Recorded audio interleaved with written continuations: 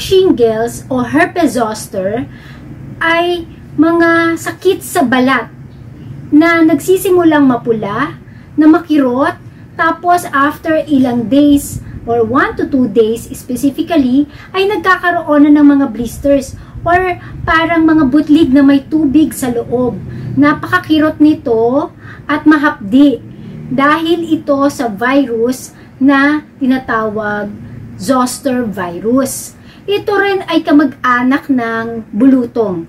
So, sa mga nagkaroon ng bulutong noong kabataan, ito yung second attack ng pagkaroon ng bulutong.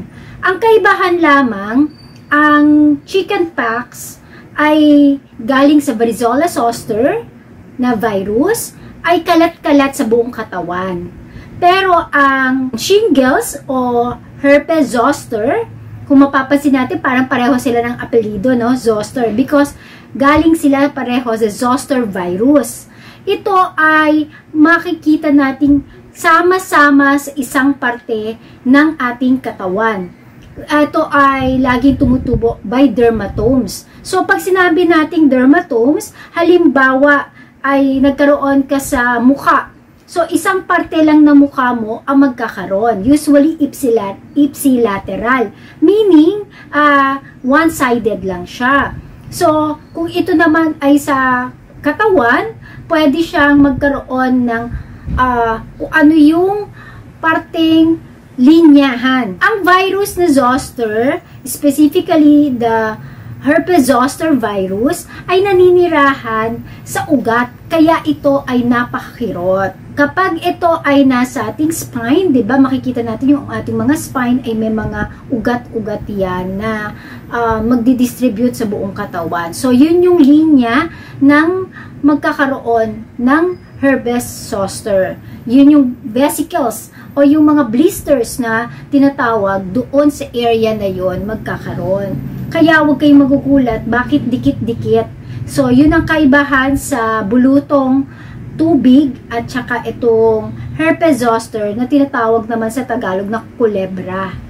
So, dikit-dikit naman. At ang pagkakaiba pa nila, ang bulutong ay kalimitan nangyayari sa mga bata pa lamang. Pero itong herpes zoster ay nangyayari kapag may edad na. Kasi nga, sabi nga, second attack of bulutong. So, parang niresbakan ka ng bulutong, diba? Once na magkaroon ka ng herpes zoster, ay mananahimik muna yung virus kapag ito ay ginamot. Ibig sabihin, parang matutulog muna siya. Pero, kapag ito ay nagising ulit dahil sa bagsak mong immune system, ay pwedeng manumbalik ulit siya. Maaring bumalik ulit at magkaroon ka ulit ng attack of the herpes zoster.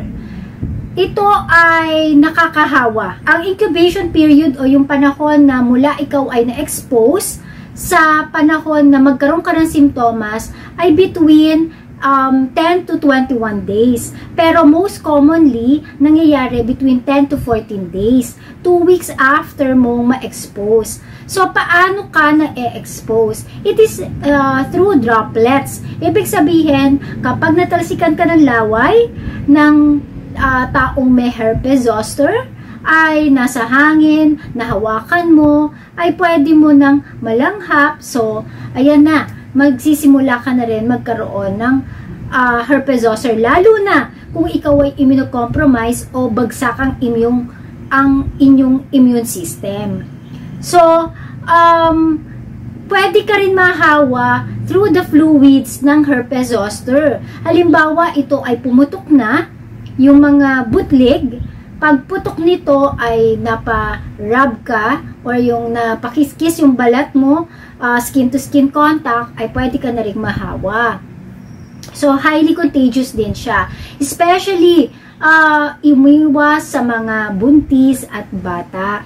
Kasi nga pwede silang mahawa at kapag ang buntis ang nagkaroon, may effect sa baby niya. Lalo na sa unang 3 buwan ng kanyang pagbubuntis. Usually, yung virus ay nagkakos para magiging dahilan upang magkaroon ng diferensya ang batang ipapanganak. Yung iba nagkakaroon ng pagkabulag o kaya nabibingi paglabas ng baby. Kaya umiwas sa mga zoster virus katulad ng bulutong tubig, ha. Kapag naman nagkaroon ng herpes zoster or shingles or kulebra sa parte ng mukha, ayan, kalahati, ito ay tinatawag na Ramsay-Hunt syndrome. So, may triad siya. Ibig sabihin, tatlong mga simptomas. Una ay yung vesicles o yung parang mga butlig, mga blisters, mga parang paltos o butlig na may tubig sa loob na malapit sa may tenga. Dito siya, 'di ba? Kalahati. Pag ganon, no? Pwede siyang mangyari 'yon. Pangalawa ay magkakaroon ng paralysis sa isang parte lang ng muka. Parang na Bell's palsy ang itsura. Kasi babagsak ito, itong isang part, tapos normal yung kabila. So, magkakaroon din ng pagkangimay o kaya hindi maigalaw ang kalahati ng muka. At pwede ring magkaroon ng otalgia o yung pagkabingi, kung saan yung parteng merong apektadong parte. Yung halimbawa sa isang side niya lang siya. So again, yung triad niya, yung vesicles near the ear, tapos yung pagkabingi, at saka yung paralysis, facial paralysis, dahil sa naapektuhang nerve na kung tawagin natin ay facial nerve. Ang facial nerve kasi nandito yan sa may area na to, sa may pisngi. Siya ay mayroong sensory and motor components or yung mga kaya niyang gawin. Siya yung nagpapagalaw at nagkakaroon tayo ng pakiramdam sa muka because of the facial nerve. Ito rin yung naapektuhan kapag merong Bell's palsy. So, again, affected yung sa may mata, sa may pisngi, at sa may tenga. Kaya, nagkakaroon ng paralysis. Mahirap talaga magkaroon ng shingles. Matagal kasi rin bago siya gumaling. It takes around 14 days bago siya totally matuyo. Okay? Minsan, umaabot pa ng 20 days bago siya matuyo. At pag natuyo ito, ay parang bulutong tubig din. Nagkakaroon din siya ng langib. At habang hindi siya na tutuyo mula sa incubation period, mula sa exposure, lumalaban yung katawan mo, lumabas ang simptomas mo, at nagkaroon ka na ng blisters o yung mga butlig na may tubig, hanggat sa matuyo siya, ay nakakahawa siya. Okay? Kaya, ina-advisean natin ang mga pasyente na ilayo muna ang kanilang mga pinagkainan or mag-separate ng inyong sariling baso, kutsara, tinidor, pinggan, at mag-face mask na rin. Tapos, kung alin yung may blister part, ay umiwas na merong makatabi muna. Okay? Palakasin ang resistensya ng pasyente mismo at ng mga tao na nasa paligid niya. Paano? Kumain na masustansyang pagkain, pwedeng uminom ng ascorbic acid with zinc. Okay din siya kasi para mas mataas ang protection. At kahit habang meron kang herpes zoster or shingles, it's okay lang din to take your ascorbic acid para mas madali kang gumaling at lumakas pa ang iyong resistensya. So, ano mga binibigay nating gamot? So, we give antivirals. Example nito ay ang acyclovir, meron pa ring iba pang mga antivirals na ibinibigay. Example ko lang yung acyclovir.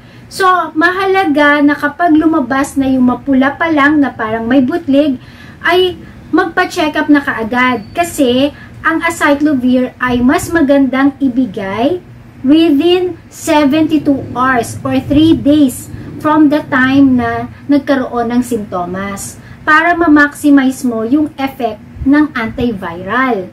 So, nagbibigay rin tayo ng mga creams like pwede rin acyclovir cream.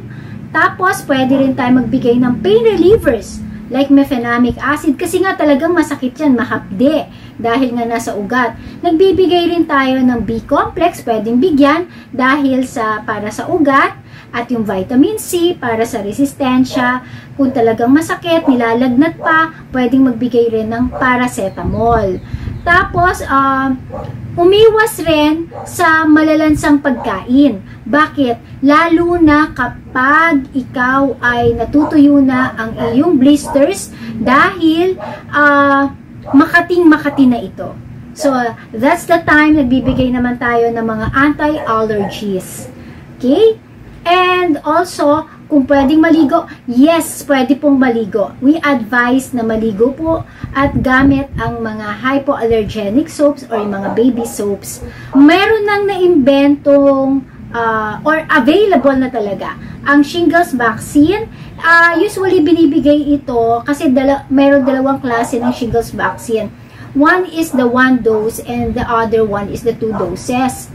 So, ito ay binibigay, ina-advise na ibigay if you are 50 years old and above.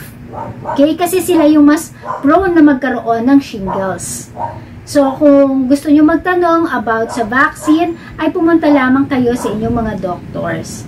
So, again, pwede ka bang makaiwas? Yes, pwede ka naman makaiwas na huwag magkaroon ng shingles kahit nagkabulutong ka nung araw.